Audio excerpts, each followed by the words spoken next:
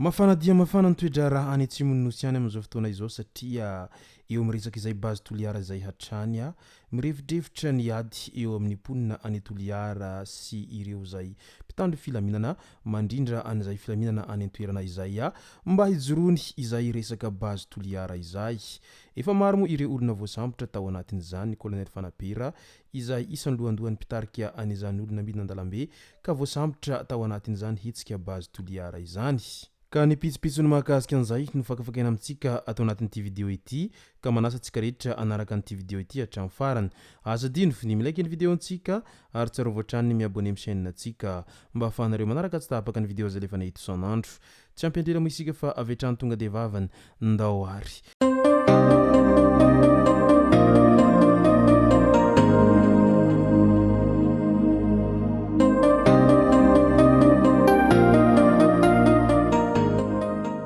Ny tonga tsy miarahaba hono namantesitra ka dia faly miarahaba isika rehetra mpanaraka tsy tapaka an'ity chaîne ity tenako amin'ity androandroany ity araka n'izay efa natsipiko zay a dia ny mahakasika raha bazy Toliara hatrany ny ompanantsika atao anatin'ity video ity fa milohan'izay dia ndao aloha ho resantsika ireto tsara ho fantatra manaraka ireto. Raha vantany vao miresaka an'izay bazy Toliara izay sika dia ny zavatra tonga ao antsentsika voalohany dia ny rotaka sy ny tsy faneken'ireo ponina any Toliara izay fitsanganan'ny orinasa bazy Toliara any an-toerana izay satria milaza mazava tsara ireo mponina fa isany izay sakantsakana amin'ny fiarin'izy ireo ny fisiny izay orinasa bazy Toliara izay mila hatsangana any an-toerana izay. Efa nandeha moa ity orinasa bazy Toliara ity tany alobe tany ary isany nanositra mafy an'izany ireo sombam-bahoaka tamin'izany andro zany ary isany naneho ny hevitra mahakasika an'izany ihany koa ity Roberto fony izy mbola tsy teo amin'ny fitondrana moa tamin'izany fotoana izany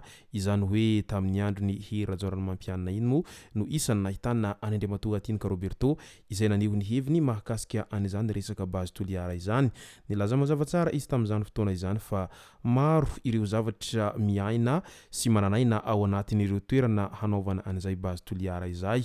Isan'izany ny Miha izay tena mbola azo sokajiana olona dio izy ireo satria olona izay tena mbola miaina any anaty ala ary mivelona amin'ny alalan'ny haza sy jono izy ireo any amin'ny toerana izay tsy dia mifandray amin'olona loatra ary isan'ny olona tena mbola mandala ny fomba maha malagasy izany Miha izany ary mitazona ny tsiambaratelo ny natiora any anatin'ny ala any ireo Miha ireo ka raha toa ka hajoro ihany izany bazy Toliara izany mety ho voatontohina ihany ireo toeram-ponenan'ireo Miha any an-toerana any ka izay indrindra no nahatonga azy ireo naneho ny heviny tamin'izany fotoana izany fa amin'izao anefa ny amin'izao fitondrana izao dia iaraha mahita sy iaraha mahalala moa fa samy nahazo toerana avokoa ireo olona izay nahery fosy sy naneho hevitra mafy tamin'izany tamin'ny fanoherana an'io resaka bazy Toliara io ka izao ndray dia tapaka fa tsy maintsy ho alefa ndray ny bazy Toliara na ino kidona na ino kitranga milaza moa izy ireo fa tombontsoa ho an'ny vahoaka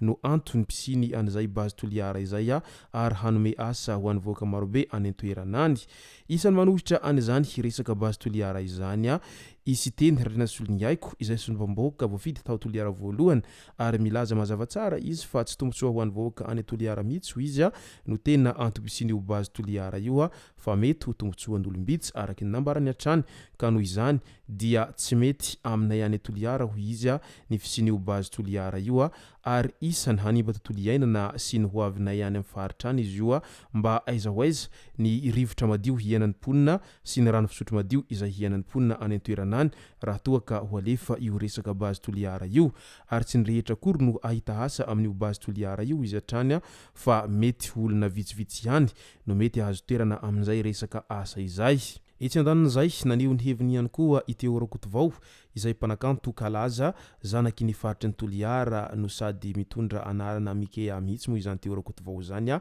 izay noho ny fitiavany an'ireo razambe ao Miha izay ka izay mihitsy no nahatonga azy miady mafy sy maneho ny heviny manoloana an'ity resaka orinasa bazy Toliara ity izay isany tsy ankasitrahany ihany koa moa ny fisiny izy ity satria no hampangainy fa tena isany hanimba zavatra maro any an-toerana any ho izy zay ny fitsanganan'io orinasa base Toliara io ary oka tsy nivoaka no atao fitaovana ary oka tsy ampidirana resaka politika lava reny ohatran'izao izy io resaka base Toliara io fa rehefa tsy mety amponina any an-toerana dia tokony ho ajanona hoy ity mpanakanto avy any Atsimonosy ty hatrany raha naneho ny heviny satria ny tany ho an'ny zanaky ny Toliara ary tsy maintsy hiady mafy ireo zanaky ny Toliara hiaro ny tanin'izy ireo sy ny fananan'izy ireo amin'izay resaka fitsanganan'ny base Toliara izay ary tsy anaiky lembenana hatramin'ny farany izy ireo araky ny nambarin'izy ireo hatrany na ho isy raha mandrika aza ary na handeha hatramin'ny ain'izy ireo aza eo amin'izay resaka base Toliara izay ka izay indrindra no tena isany mampafana ny toedra raha any an-toerana any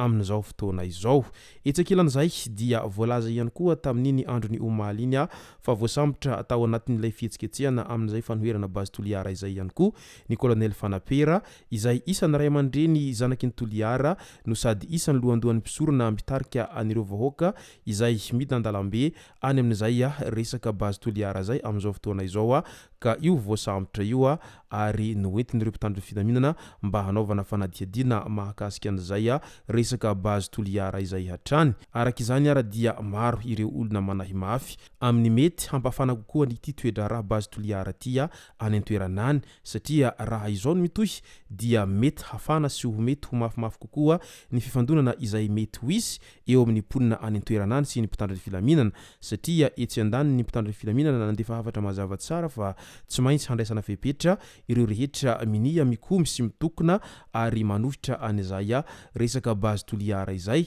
satria tsy nahazoana lalana ny fitokonan'izy ireo an-dalambe ary tokony nandefa fangatahan-dalana tany amin'ny préfecture izy ireo 72 heures talohan'izay mba ahafahana hoe afaka manao an'izay ve izy ireo sa tsy afaka manao an'izay noho ny tsy fiandrasan'ireo vahoaka an'izay fa azahoan-dalana tany amin'ny préfecture izay no isany nahatonga anireo mpitandro filaminana nandray ndraiky ny avy hatrany ka nisambotra anireo izay lohandohan'ny mpisorona amin'ity resaka raharaha base Toliara any an-toerana ity. Etsankilan'izay voalaza ihany koa fa maro ireo mpitandro filaminana izay naratra nandritra izay fifandonana teo amin'ny mpitandro filaminana sy ny vahoaka tany an-toerana izay ka isany nahatonga anireo hiry-velona sy ireo mpitandro filaminana tezitra ihany koa mo raha vantany vao nahita an'izay fa haratrany ireo mpitandro filaminana naman'izy ireo. Etsankilan'izay tsy ny mpitandro filaminana ihany no misy maratra fa misy amin'ireo vahoaka madinika izay tonga nitokona teny an-toerana ihany koa dia nahitana an'izay fa haratrana izay vokatry ny fipoahan'ireo bomba mandasa-dranomaso etsiroa